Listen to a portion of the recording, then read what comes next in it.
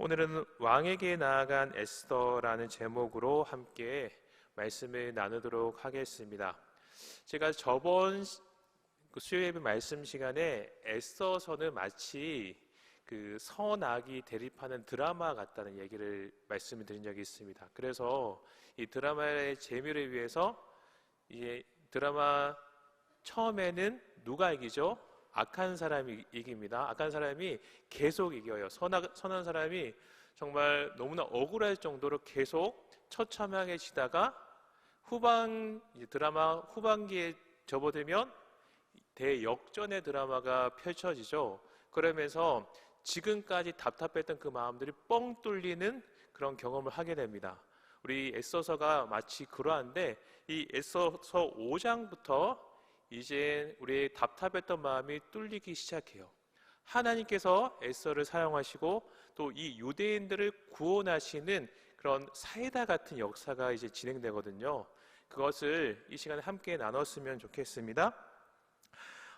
저희 말씀을 시작하면서 제가 한 가지 글을 제가 여기 지금 소개해 드렸는데요. 이 글을 읽으면서 시작하겠습니다.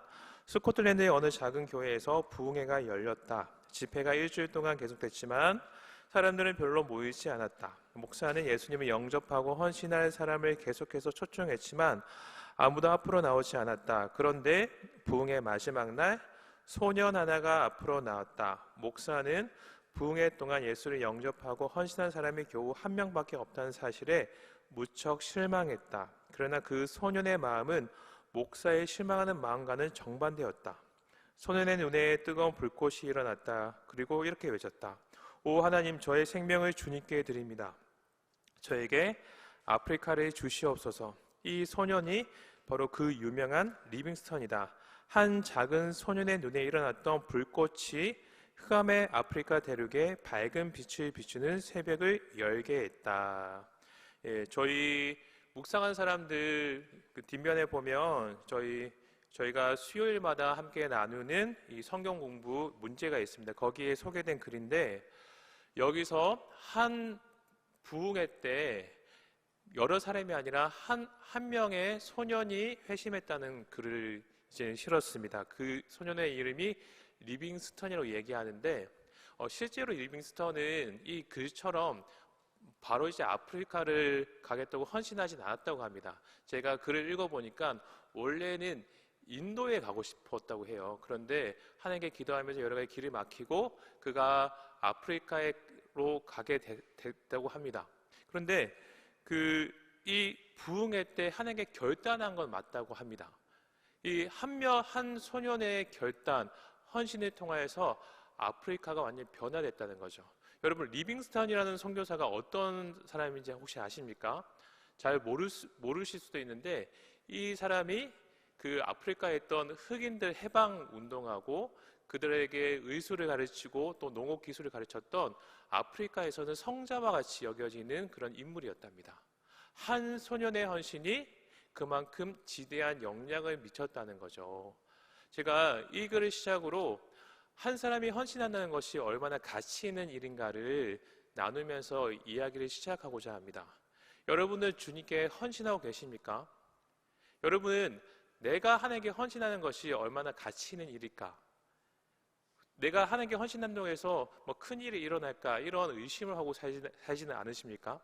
그런데 이 한 사람이 하나님께 순전한 마음을 가지고 헌신하는 것이 주님의 나라의 관점에서는 아주 큰 일이고 그 일을 통하여서 하나님의 그 일들이 이루어나간다는 거죠.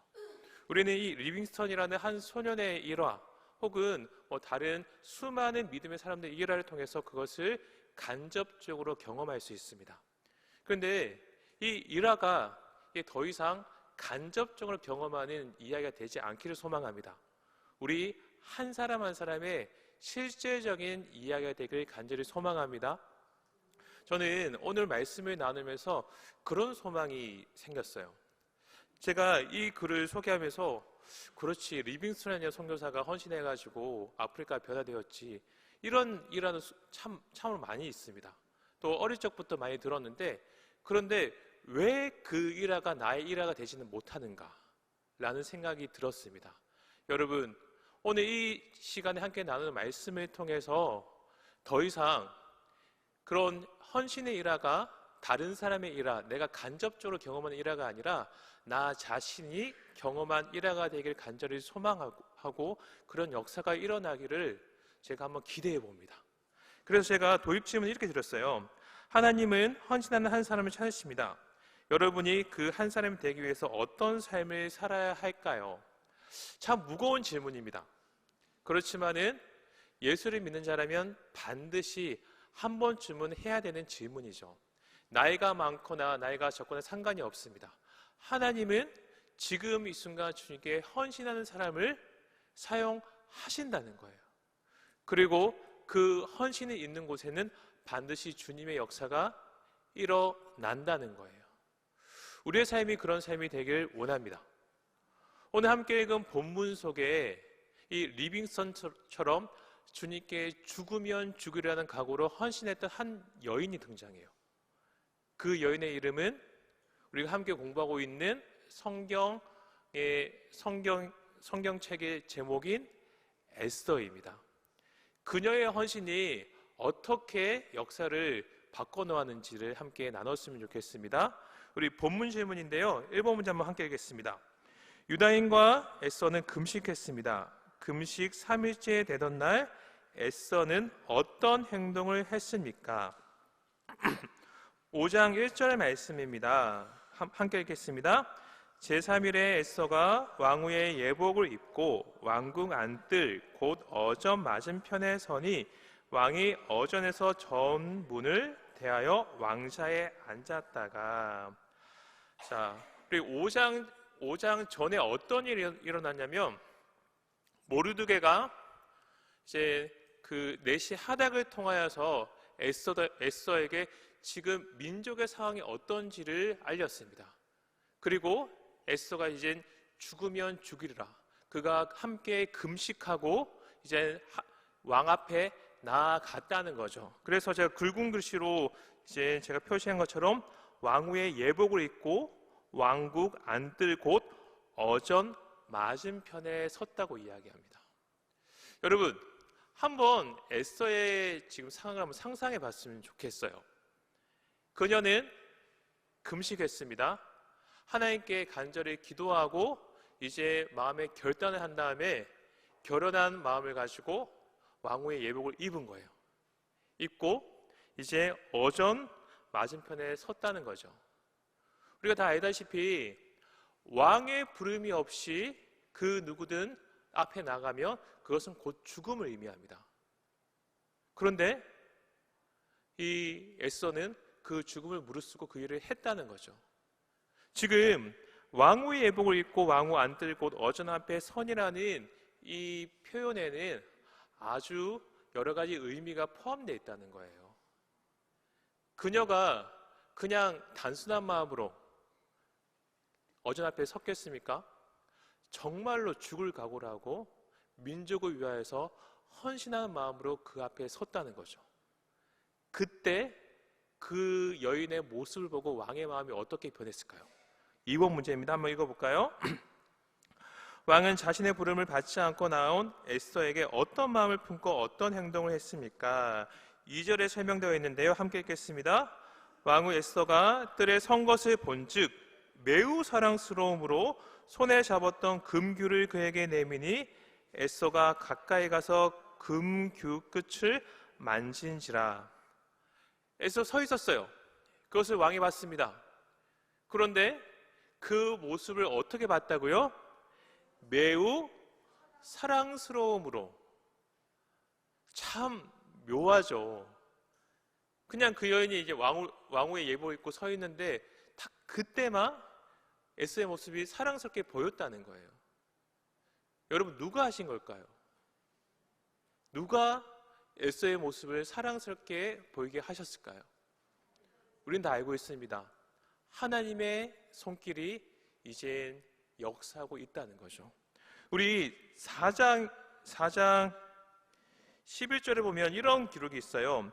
왕의 신하들과 왕의 각 지방 백성이 다 알거니와 남녀를 막론하고 부름을 받지 아니하고 안뜰에 들어가서 왕에게 나가면 오직 죽이는 법이요 왕이 그 자에게 금규를 내밀어야 살 것이라. 이제 내가 부름을 입어 왕에게 나가지 못한 지가 이미 30일이라 하라 하니라. 30일 동안 부름을 받지 못했다고 합니다. 그러니까 우리가 인간적인 계산으로는 이 에스더가 왕에게 잊혀졌다는 거예요. 그녀가 더 이상 왕에게 사랑을 받지 못했다는 겁니다. 그러므로 우리의 계산, 우리의 생각으로는 그녀가 나아갔을 때 그녀가 마치 사랑스럽게 보이는 것, 금규를 내민다는 것은 정말 확률이 아주 낮은 일이었습니다. 그런데 지금 그녀가 사랑스럽게 보이는 거죠. 그리고 왕이 그녀에게 금규를 내밀었습니다. 여러분, 이게 그냥 금규를 내밀 수 있겠구나, 뭐 사랑스럽게 보일 수 있지, 이게 이야기할 수 있겠지만, 이런 마음 하나하나가 바뀌는 것이 유대인 전체가 구원받는 일의 출발선이 됐다는 겁니다. 이 시작은 어디에서 시작되었냐면 죽으면 죽이려고 기도했던 에스더의 헌신, 또 죽음을 각오하고 왕 앞에 나갔던 그녀의 헌신이 이 하나님의 역사를 시작하게 만들었다는 거죠. 우리는 그녀의 모습을 통하여서 우리의 인생 또한 하나님께서 어떤 역사를 이루시길 원하시는데, 하나님께서 우리에게 분명 부어주시고자 하시는 그런 일들이 있는데, 그것이 이루어지기 위해서는 먼저 우리의 헌신, 움직임이 있어야 한다는 것을 우리는 배울 수 있다는 거죠. 사랑하는 여러분, 하나님은 지금도 우리에게 역사하기를 원하십니다. 우리를 사랑하시고 우리의 삶 가운데 회복시키기 원하시는 것들이 분명히 있습니다. 그런데 우리가 그 하나님을 바라보지 않고 우리가 움직이지 않는다면, 우리가 헌신하지 않는다면, 우리가 마음을 다해서 하나님께 나아가지 않는다면 그 역사는 일어나지 않습니다. 기도해야지 역사가 일어나는 것이고 우리가 움직여야지 역사가 일어납니다. 그냥 감나무 밑에서 누워있는다고 해서 감이 떨어지지 않습니다. 마치 기도하지 않으면서, 하나님께 헌신하지 않으면서 하나님의 역사를 기대하는 것은 하나님의 역사 자체를 기대하지 않는 것과 같은 이치예요. 하나님은 헌신하는 자를 통해서 주님의 역사를 이루신다는 거죠. 여러분 생각해 보십시오. 30일 동안 왕의 부름을 받지 못했습니다. 사람의 계산으로는 도저히 왕이 그녀를 사랑스럽게 본다는 것을 생각할 수가 없어요. 그런데 사랑스럽게 보이는 거예요. 금규를 내미는 거예요. 지금 그런 일들이 일어나고 있습니다. 우리 3번 문제 한번 읽어볼까요? 함께 읽겠습니다. 역사의 주관자이신 하나님은 왕실의 규례를 어긴 에스더를 살려주셨을 뿐만 아니라 왕이 에스더를 배려하도록 인도하셨습니다. 왕은 에스더에게 무엇을 질문했습니까? 우리 3절에 그 내용이 기록되어 있는데 함께 읽겠습니다. 왕이 이르되 왕후 에스더여, 그대의 소원이 무엇이며 요구가 무엇이냐? 나라의 절반이라도 그대에게 주겠노라 하니. 금규를 내미고 왕이 에스더에게 이야기했던 내용이 뭐냐면, 그대의 소원이 무엇이냐? 그것이 이 나라의 절반이라도 내가 주겠다, 이 말이에요. 이것이 실제로 그 나라의 절반을 주겠다라는 마음인지 아니면 그냥 관용적인 표현인지는 모르겠습니다. 그러나 이런 표현을 썼다는 것 자체가 그만큼 에스더가 눈에 보기에 흡족했다는 거죠. 그녀가 마음에 들었다는 겁니다. 그래가지고 자신이 할 수 있는 것, 자신이 해줄 수 있는 것은 뭐든지 지금 해주겠다고 이야기하는 거죠. 너무 일이 갑자기 잘 풀리고 있어요. 그 전까지는 하만이 너무나 강력했습니다. 하만이 왕을 잘 설득해가지고 왕의 인장을 찍고 더 이상 이 유대인을 구원할 방법이 없을 정도로 그렇게 만들어 버렸어요. 유대인들이 죽는다는 것, 진멸당한다는 것은 너무나 당연한 일이었습니다. 그들의 법적인 어떤 처리들 혹은 다른 방안들을 생각한다 할지라도 그것은 도저히 있을 수가 없는 그런 일로 만들어 버렸어요. 그런데 지금 그 인장을 찍은 왕의 마음 자체를 바꿔버리신 거죠. 하나님은 이렇게 불가능을 가능으로 만드시는 분이라는 겁니다.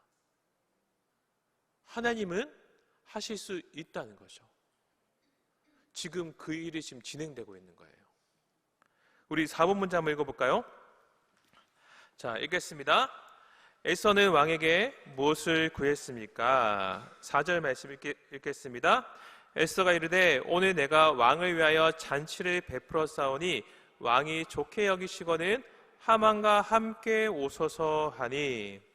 그래서 에서에게 왕이 내가 당신에게 이 나라의 절반이라 주겠다고 이야기하니까 그러자 왕에게 요구했던 것, 청했던 것이 뭐냐면 왕과 하만을 위해서 잔치를 베풀겠다는 거예요. 참 우리는 이 장면에서 좀 이해가 되지 않죠. 그냥 바로 하만이 우리 민족을 죽이려고 합니다. 그를 죽여주십시오. 이것을 청하면 될 텐데 그녀는 그것을 하지 않고 먼저 잔치를 베풀겠다고 하죠. 그리고 하만을 초대합니다. 왜 그랬을까요? 이 에서의 입장에서는 신중하게 지금 접근하고 있는 거죠. 하만은 왕 다음에 그 나라의 최고의 권력자예요. 그는 힘이 있고 능력이 있습니다. 그런데 어떠한 명분도 없이 그냥 바로 그를 죽이라고 이야기한다는 것은 그녀에게 좀 그것 자체가 좀 위험이 있고 또한 온전히 하만의 그런 계략을 물리칠 수 없기 때문에 일단 하만과 왕을 같이 잔치에 초대한 거죠. 그리고 5번 문제 다시 읽어볼까요? 에서는 왕과 하만이 잔치에 바로 참석할 수 있도록 음식과 술을 미리 준비했습니다. 왕은 잔치 자리에서 다시 한번 에서에게 무엇을 질문했습니까? 6절 말씀입니다. 잔치에 술을 마실 때에 왕이 에서에게 이르되 그대의 소청이 무엇이뇨 곧 허락하겠노라. 그대의 요구가 무엇이뇨 나라의 절반이라 할지라도 시행하겠노라 하니. 잔치가 벌어졌습니다. 하만이 있고 왕이 있는데 그 잔치에서 3절에 이야기했던 그대의 손이 무엇이며 요구가 무엇이냐 나라의 절반이라도 그대에게 주겠노라 하니 이 말을 다시 한번 반복하죠. 6절에 이야기하는 것처럼 그대의 요구가 무엇이냐 나라의 절반이라 할지라도 시행하겠노라 하니. 지금 왕의 마음이 정말 에서에게 완전히 향해 있다는 겁니다. 에서가 이뻐 보였던 너무 이쁜 거예요. 마음에 들었던 너무나 마음에 든 거예요. 자기 마음이 정말 표현할 수 없을 정도로 흡족한 겁니다. 그래서 그녀에게 다시 이 나라의 절반이라도 너에게 주겠다고 이야기하죠. 그때 비로소 에스더가 왕에게 자기의 소개했던 마음을 청합니다. 그게 6번 문제인데요. 우리 다시 한번 6번 문제 읽어볼까요? 에서는 왕의 질문에 어떻게 대답했습니까? 7절, 8절 말씀입니다. 에서가 대답하여 이르되 나의 소청, 나의 요구가 이러하나이다. 내가 만일 왕의 목전에서 은혜를 입었고 왕이 내 소청을 허락하시며 내 용으로 시행하시기를 좋게 여기시며 내가 왕과 하만을 위하여 베푸는 잔치에 또 오소서 내일은 왕의 말씀대로 하리이다 하니라. 이제 드디어 에스더가 진짜 왕에게 말하고 싶은 것, 그가 요구하고 싶은 것을 이야기하고 있습니다. 하만과 다시 잔치를 베풀 테니까 오십시오. 그때 거기서 제가 정말 하고 싶은 이야기를 하겠습니다 라고 이야기하죠. 그것은 하만이 우리 유대인들을 죽이려고 하고 있습니다. 진멸하려고 하고 있습니다. 구원해 주십시오라는 그 고백이었습니다. 왜 하만과 왕을 같이 초대할까요? 그 당사자인 하만이 옆에 없으면 그것이 확실한 물증도 안 되고 또 증언도 될 수가 없기 때문에 둘을 같이 다시 부르는 거죠. 이제 에스더가 왕에게 구하는 이 요청으로 인해서 유대인의 구원이 시작됐습니다. 오늘은 죽으면 죽으려는 각오로 왕 앞에 나아갔던 에스더의 모습을 간략하게 지금 소개하고 있습니다. 사랑하는 여러분, 근데 이 말씀이 그렇다면 도대체 우리에게 어떤 의미를 가지겠습니까? 어찌 보면 오늘 말씀은 참 간단한 말씀이에요. 금식하고 기도한 다음에 왕 앞에 나아갔다. 근데 그 여인을 왕이 사랑스럽게 여겼고 그에게 나라의 절반이라도 주겠다고 이야기했다. 이게 전부거든요. 그런 왕의 이야기를 듣고 하만과 왕을 잔치에 초대하고 두 번째 잔치 자리에서 실제로 자기가 하고자 하는 말이 무엇인지를 이야기하겠다고 말하는 것이 오늘 이야기의 끝입니다. 근데 이 이야기가 도대체 우리에게 어떤 의미를 가지겠습니까? 이것이 우리의 삶에 하나님께서 무엇을 말씀하시고자 하시는 걸까요? 제가 누누이 말씀드린 거지만 에스더는 지금 죽을 각오로 하나님 앞에 나가서 금식하고 기도했고 또한 죽을 각오로 자신의 민족을 위해서 헌신하고 있다는 거죠. 그녀는 자신의 죽음을 무릅쓰고 앞으로 나갔을 뿐입니다. 기도하고 행동에 옮겼을 뿐이에요. 그런데 그 이후의 일들을 어떻게 진행되죠? 그녀가 갑자기 사랑스러워 보여요. 금규를 내밉니다. 나라의 절반이라도 너에게 주겠다고 그런 마음을 왕이 가지게 됐습니다. 그것은 에스더가 할 수 있는 일입니까? 에스더가 갑자기 왕 앞에 아주 이쁘게 사랑스럽게 보일 수 있는 일입니까? 물론 노력은 했겠죠. 그러나 왕이 그녀를 보기에 사랑스러워 보이는 것은 그녀가 할 수 있는 일의 영역이 아닙니다. 왕이 그녀를 보면서 이 나라의 절반이라도 너에게 주겠다고 말할 만큼 흡족한 마음을 가지고 그에게 선의를 베푸는 것 또한 에스더가 할 수 있는 일이 아닙니다. 지금 누가 왕의 마음을 움직이고 계십니까? 하나님이 움직이고 계세요. 헌신하는 그 자리에 하나님이 일하신다는 겁니다. 그러면 우리는 어떻게 하면 될까요? 우리 또한 헌신하는 그 자리에 우리가 우리의 마음을 다해서 우리가 움직이면 된다는 거예요. 우리가 마음을 결단하고 움직이면 그 자리에서 역사하시는 분은 하나님이라는 거죠. 하나님이 분명히 헌신의 자리에서 책임지실 것이고 하나님께서 그 일을 이루어 나가실 겁니다. 여러분, 그런 마음을 가졌으면 좋겠습니다. 우리의 살면서 여러 가지 어려움이 있을 때도 있고 아픔이 있을 때도 있고 나에게 해결되지 않는 그런 문제들이 산적해 있을 때가 있어요. 그런데 우리는 걱정하다 끝내요. 어떤 분이 이렇게 이야기하더라고요. 걱정하다가 걱정이 없어지면 걱정이 없겠네, 이렇게 이야기하더라고요. 걱정이 있다고 해서 걱정하면 걱정이 없어집니까? 걱정하면 걱정이 더 있어집니다. 제가 무슨 말 하는지 잘 모르겠는데 걱정을 한다고 해서 걱정이 없어지지 않습니다. 걱정을 한다고 해서 걱정이 없어지면 걱정을 할 필요가 없겠죠. 그렇지만 우리는 걱정을 끊임없이 하는 것이 우리 인생이죠. 그때 걱정하지 말고 하나님께 나아가라는 거예요. 헌신의 자리에 있으라는 겁니다. 그러면 하나님이 그 일을 스스로 해결해 주신다는 거죠. 하나님이 일하신다는 거죠. 여러분, 그런 믿음을 가지고 우리가 하루하루 나의 삶의 발자국을 걸어 나가야 된다는 겁니다. 그때 주님이 일하신다는 것을 기억하시길 간절히 소망합니다.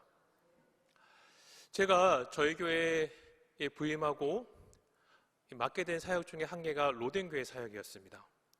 로덴교회 사역을 하면서 제가 참 감사한 것들이 있는데 그것이 무엇이냐면, 그 중에 한 개가 무엇이냐면, 제가 처음에 와서 이제 로덴교회 지치분들이 계셨는데 이제 무턱대고 부흥회를 하자고 이야기했습니다. 다들 반응이 좋지 않았습니다. 애들이 울고, 그 다음에 애들도 이제 돌봐야 되고 그런데 말씀을 듣고 3일 동안 그 저녁에 나온다는 것이 쉽지 않겠다고 이야기했습니다. 근데 무조건 하자고 얘기했습니다. 하면 된다고. 하면 역사가 일어날 거라고. 그런데 그렇게 해서 일을 진행했습니다. 반대가 있든지 뭐가 있든지 상관없이 그냥 했습니다. 그런데 그 와중에 하나님이 일하셨고 그분들의 마음에 우리도 할 수 있구나라는 마음을 조금씩 심겨주기 시작했습니다. 그리고 이번에 국내 단계 선교를 하자고 했습니다. 똑같은 반응이었습니다. 아이를 데리고 3박 4일 동안 어떻게 이 선교를 할 수 있습니까? 다들 힘들어하고 할 수 없다고 이야기했습니다. 그냥 하자고 했습니다. 할 수 있다고. 돈도 우리가 모으면 되고 그냥 하면 되니까 우리 하자고. 그냥 끝까지 하자고 얘기했습니다. 다들 뭐 여러 가지 이야기도 있었고 중간중간에 마음이 상한 일도 있었고 그랬지만 그냥 하자고, 하면 된다고. 그냥 저는 그냥 저지르고 말았습니다. 근데 그 저지르는 그 와중에 그 이후에는 하나님이 세밀하게 간섭하셨고 그분들 한 분 한 분에게 정말 필요한 말씀을 하나님께 하신다는 것을 저는 느끼게 됐어요. 지금 어떤 고백들을 하자면 우리도 할 수 있구나. 하면 되는구나. 일단 발을 내디디면 하나님께서 일을 하시는구나 라는 고백을 하고 계십니다. 물론 갈 길이 멉니다. 그렇다고 해서 완전히 180도 다 변화되었고 이제 젊은 세대가 확 몰려오고 그렇진 않습니다. 그러나 그분들의 마음 가운데 어떤 마음이 심겨졌냐면 우리도 하면 되는구나, 할 수가 있겠구나 라는 마음이 심겨졌어요.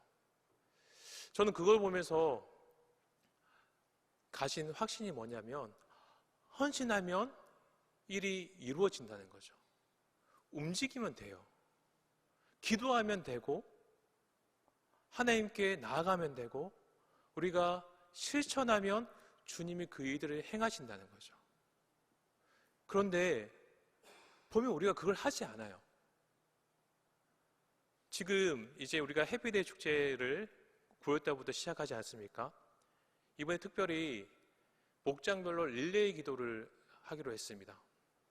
저희가 장소를 정하고 시간을 정한 다음에 이제 예외 없이 반드시 그 장소에서 정해진 시간에 기도하기로, 기도의 불씨를 끄지 않기로 우리가 다짐하면서 함께 하자고 얘기했습니다. 그러니 또한 나오는 이야기들이 그 시간에 나오는 게 힘듭니다. 혹은 직장 때문에 그 시간에 나오는 게 힘들고 그냥 집에서 기도하면 되지 않습니까? 이런 여러 가지 얘기들이 나오고 있습니다. 물론 그런 시간들을 조정하는 것은 필요합니다. 삶이 다 다양하고 헌신하고 싶은데 직장 퇴근 시간을 완전 다 무시하고 그럴 수는 없지 않습니까? 그래서 조정은 필요하죠. 그렇지만 우리가 마음을 다해서 기도하며 하나님이 일하신다는 거예요. 우리가 지금 생각을 좀 바꿨으면 좋겠어요. 우리 보면 너무나 이유가 많아요. 못할 이유가 많고 안 될 이유가 많고 하지 않아도 되는 그런 타당한 이유들이 참 많습니다. 그러다 보니까 그렇게 타당한 이유만 되면서 딱 그 수준으로 살아가는 거예요. 하나님이 어떻게 일하시는지, 하나님이 나의 삶 가운데 무엇을 회복시키기 원하시는지 경험하지 못하는 거죠. 오늘 제가 여러분께 드리는 메시지는 너무나 단순합니다. 기도하면 돼요. 하시면 되고, 전도하려면 전도하시면 되고, 헌신의 자리를 요구하면 그 자리에 있으시면 돼요. 그러면 주님께서 그 헌신을 통하여서 일하신다는 거예요. 움직이지 않는데, 해보지 않는데 어떻게 하나님의 역사를 경험할 수 있겠습니까? 오늘까지 해서 저희 3일간 저희 교육자들은 한미준 세미나를 다녀왔습니다. 오늘 이제 마지막으로 한 분 목사님의 그 강의를 들었는데 그분이 강의를 하면서 이런 고백을 하시더라고요. 내가 노력해서 바뀌는 영혼은, 바뀌지 않은 영혼은 있었는데 하나님이 만지시니까 바뀌지 않은 영혼은 없었다. 그러면서 정말 말썽꾸러기, 그 목사님께 심한 욕설까지 퍼붓던 한 친구의 예화를 들으셨습니다. 그 이야기 들으면서 제가 엄청 부끄러웠습니다. 아, 맞다. 하나님이 하시면 되는데, 하나님이 일하시면 되는데, 나는 그냥 그 하나님을 신뢰하고 움직이면 되는데 왜 그걸 믿지 않았을까? 기도하면 되고 사랑하면 되고 하면 되는데 왜 내가 그것을 안 했을까? 왜 내 생각에서 그 하나님을 가둬놓고 나의 합리적인 생각 안에 그냥 판단하고 그냥 제한을 뒀을까? 참 많이 부끄러움을 느꼈습니다. 사랑하는 여러분, 오늘 말씀을 통하여서 우리가 함께 얻었으면 하는 교훈은 하나님께 그냥 하시라는 거예요. 헌신하시고 기도하시고 헌신의 자리에 있으시고 전도하시라는 겁니다. 그러면 주님이 역사하십니다. 저희가 이제 하반기를 시작합니다. 해피데이 축제도 있고 여러 가지 사역들을 시작할 거예요. 저희 교육자들은 이제 항상 하던 것처럼 여러분에게 헌신을 요구할 겁니다. 저는 그 헌신을 요구하는 게 참 죄송스러웠거든요. 근데 오늘 말씀을 묵상하고 또 강의를 들으면서 전혀 죄송할 게 없구나. 그냥 뭐라 하든지 계속 요구해야겠다라는 확고한 확신을 가지게 됐습니다. 여러분, 우리 함께 합시다. 그러면 주님께서 역사하실 거예요. 그래서 이 하반기를 마쳤을 때 주님께서 우리에게 부으시는 그 은혜를 경험하고 주님이 우리에게 주시는 그 열매를 우리가 함께 나누는 간증이 넘쳐나는 교회가 저희 교회 되기를 원합니다. 기도하겠습니다.